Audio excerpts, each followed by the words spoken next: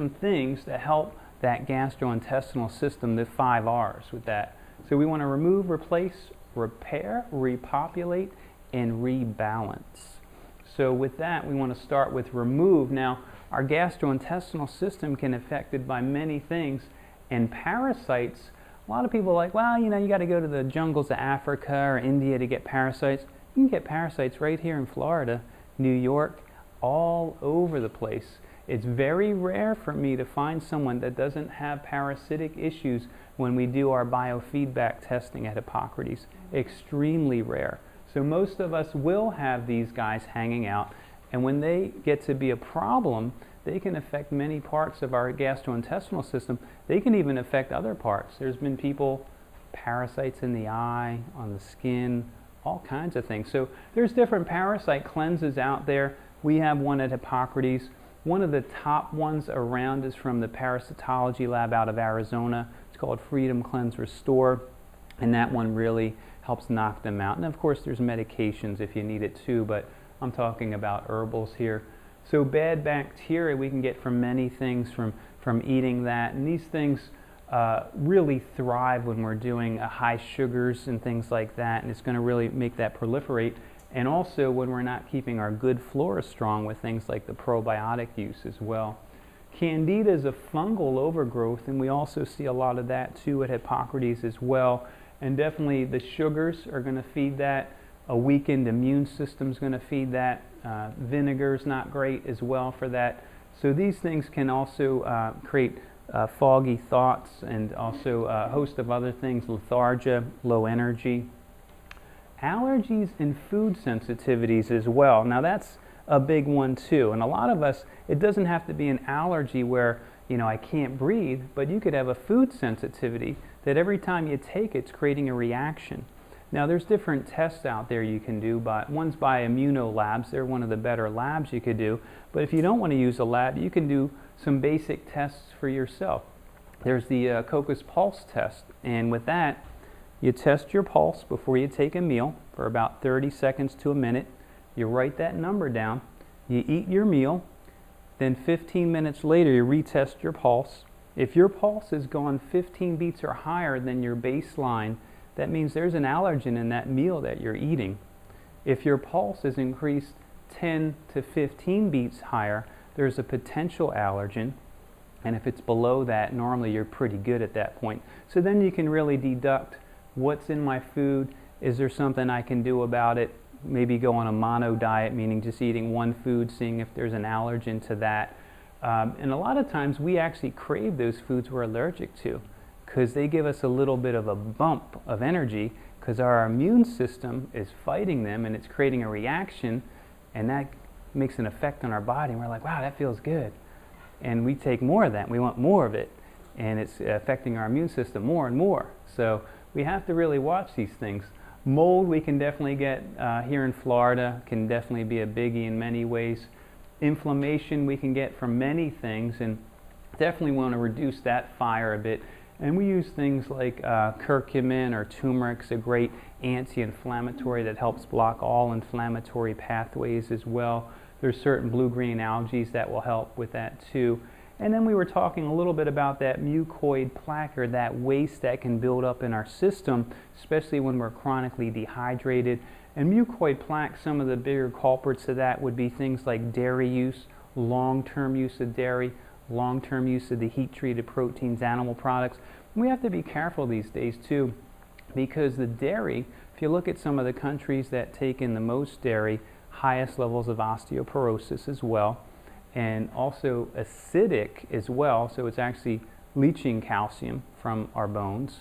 And with that, if you look at the protein in dairy, casein, Dr. Colin T. Campbell, one of the top nutritional researchers out of Cornell University, he found that that protein has a higher level of cancer than cigarettes, the casein protein. So we have to be aware of these things. He could actually, in his experiments, literally turn cancer on or off depending on what type of protein he gave. When he gave the animal protein, it turned on. Vegetable protein, it turned off. It was that simple there. And then also the heat-treated proteins, the animal products. We have to watch ourselves, because these days they're putting more and more antibiotics into the meats and things like that into the animals. And what they're finding, actually, more recent research, is about 70% of those antibiotics are going out of that animal and into that area that they live, and it's mixing with some of their feces and things like that, and it's creating very resistant forms of bacteria like MRSA. Some of you might have only heard about that in the hospital, but it's right there where the animals are too. So we have to really watch ourselves, because this can devastate people and actually kill people. And also the bovine growth hormones. Now they're making animals big and the factory farms more money, but doing nothing for our health. And actually a lot of those have been linked to different cancers as well. So we have to watch ourselves. And it's highly acidic as well. So this guy here, that little funky little board, that's called a well step there. So what that does is it puts our guy here in a kind of a squatting position. When you're in this type of position, you're going to eliminate much fuller, much better, to get rid of more waste and more toxins out of your system. So that's just a little thing that we use at Hippocrates, but something that you could be aware of as well to help with that elimination process. So replace. Now, low HCl, low hydrochloric acid, can be a problem for many people. Even when someone has acid reflux, they're like, well, I have too much acid. Not in all cases. Actually, clinically, 40% still have low acid. So how do we know that? We can do a real basic test with that. We can take a capsule of betaine hydrochloric acid, 550 milligrams. You take that about 15 minutes before a meal. If you have any burning in this region, the epigastric region, that means that your hydrochloric acid is good. If there's no burning, that means you're going to be low, and there's going to be things that you might need to balance that, whether it be the hydrochloric acid. Sometimes you can even juice half a lemon peel once or twice a day. That can naturally produce that hydrochloric acid in many people. Sometimes Swedish bitters are another thing that we can use. So there are things that we can do to help get that hydrochloric acid up, because without that, those bacteria are going to really grow in your system. It's going to be very challenging to break down the proteins too. Also enzymes. So enzymes we use a lot at Hippocrates, because we found most people gastrointestinally, including myself when I started, is not optimal. So we use digestive enzymes in different forms to help with that absorption process and breakdown. And you can even have that tested as well. They do different stool tests to see how your enzymes are as well, but it's normally going to be a little bit more expensive and things like that. So also the good flora, so the probiotics and prebiotics. And now, what is a prebiotic? Prebiotic is basically undigestible food like cellulose. So you'll get that in things like different vegetables that are having that cellulose, and that's going to be helpful to have that good bacteria feed on that to allow it to grow, and then the probiotics as well to allow that good flora. And as you build up that good flora, it's going to help get rid of that bad bacteria. It's going to help get rid of that candida and things like this. So we want to help build that up with things like the acidophilus and bifidobacterium, but we want to look at a full spectrum probiotic. And if you want to bump up your probiotics efficiency, you can take it before a meal and you'll get about 10% more. But I'd rather you just take it than to get too anal about when do I take it right before the meals at 15 minutes, half an hour. Just take it. You'll still get good benefit. You had a question? Do you mind if I ask a question? Yeah. Okay. Just the flora. Can you give me a? I don't know what it actually means. It's just a good bacteria. They're colony forming units.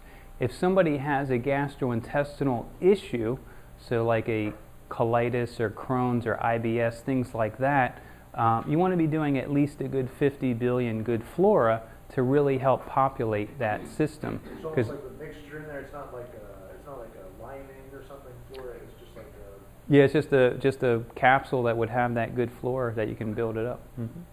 So bad food combining. Now food combining is a whole lecture in and of itself, because foods will digest at different times, different speeds. So we need to just be aware of that. To give you a real simple overview, it's just if you eat melons, you want to eat those alone because they digest very quickly. And then there's different fruits, like acid fruits and subacid fruits. You can eat those guys. separately as well that will help with that digestion. But as far as the real biggies here, you want to try to eat your vegetables with a protein or your grains with a protein. You don't want to mix those grains and proteins because that's going to start creating fermentation, gas, bloating, and a host of other issues with that too. So, and you're going to absorb less. So that's a. When you say repeat that again, 'cause I didn't understand. Yeah. It's oh, don't mix. You don't want to mix your protein and your grains together. Oh, grain. Yeah, grains. So grains for us would be things like millet, quinoa, amaranth, teff, buckwheat, groats. Those would be some of the good alkalizing grains. And proteins would be things like the nuts, the seeds, things like that. You can make pâtés out of and things. You'll get complete proteins too in different sprouts like sunflower pea, buckwheat sprouts. So all these good proteins as well. And then fruits ideally alone. That's kind of a crash course there in food combining. So repair. Now that gut lining can start to get damaged like we talked about a little earlier, leaky gut and a host of other issues like that too. And when we want to repair that lining, well, we definitely want to start eating better, using a lot of those raw and living foods. And when one has a health challenge, and it depends on that health challenge, there might be a transition period too. Because if you have an inflammatory process, you might even have to use some blended foods. You might have to use some steamed foods, steamed vegetables, things like that that are easier on the system until your body can start to really adjust using the juices and the wheatgrass. But L-glutamine, which is an amino acid, is excellent to help to repair that gastrointestinal lining. And we found the use of aloe vera juice is phenomenal in helping to heal the GI and the gut. Really good to get rid of candida. And the nice thing about aloe, if you had a cell, it helps to saturate that cell. So you're going to get about 25 times better absorption of your water, and then with that, of course, nutrients too. So it's going to be very helpful. And so why is it damaged there? So I mean, you can get different infections. We were talking about those allergies, and then celiac, the gluten restrictions there, of course, but most of us, like we said, are allergic to that gluten or have some sensitivities. And also dairy products are very big too in those sensitivities too, so we have to watch ourselves. Anti-inflammatory, so we want to reduce that burden on our system. If there is an inflammatory process, whether it be colitis, pancreatitis, or anything with an itis on the end, that means there's some inflammation going on. We want to get in those good essential fatty acids. Now, at Hippocrates, we use something called Pfister oil, which is essential fatty acids from things like hemp, flax, primrose oil, raspberry oil, but you can use hemp oil by itself or flax oil. Chia is excellent as well, excellent one to really help with those essential fatty acids. So not only will you help to reduce inflammation, you're going to get those essential fatty acids for the brain, the nervous system, the cell health. And curcumin is another anti-inflammatory we talked about from turmeric, blocks all inflammatory pathways. Quercetin, that's a flavonoid also to help reduce some of that inflammation. And also we use fasting. Now fasting that we do is with green juices and also wheatgrass, and you're drinking water, of course, too, throughout the day. So it's not a water fast per se. And you know, with water fast, you just have to be careful because there's the potential for electrolyte imbalances. And as you go longer into that fast, you can start losing different vitamins, the water-soluble B vitamins, vitamin C, things like this. So you have to be careful with those things. But green juices are going to give you a tremendous amount of nutrients as your body's cleansing, absorbing at the cellular level. And as you give your gastrointestinal system a break, because that takes a lot of energy to absorb things and to break them down, especially if you're doing any types of dairy or meat and things like that, very challenging on the system. Lots of energy being expanded there. When you fast, you're reducing that energy burden on your system. Your body can then start cleaning things up, repairing things. So we recommend at Hippocrates fasting once a week, and we found that to be tremendous to really help in the overall health as well. With your green juices, do you add any fruits to that? Of questions about fruit with the green juice. We don't recommend that because it would still be not a great food combination, but also you're getting a lot more sugar, and when you juice it, that sugar is going to be much more concentrated. So you'll start feeding those bacteria, parasites, candida. So we want to try to go low glycemic with things too, but just celery, cucumber, sunflower, and pea sprouts. That's the green juice there. So repopulate. So we want to get those probiotics in, and like we talked about, if there was a health concern gastrointestinally, at least 50 billion. Sometimes it can go up to several hundred billion. And then if there's nothing going on, you could do less than that. And it would be at a point where you would get that system to where it's optimal, and then you can start maybe doing those probiotics periodically. So it would be something like once you do a good 6 months worth, you could take 3 months off and then use 1 bottle, and 3 months off. And in that manner, and that's going to keep that system healthy as long as there's not any major health challenges. So prebiotics, we talked about those undigestible fibers that will help the good bacteria eat. And so you can see some of the roles of that good bacteria: vitamin production, mineral absorption, detoxification, also preventing things like diabetes, gastrointestinal issues, neurological problems, because we know so much is going on in that GI system.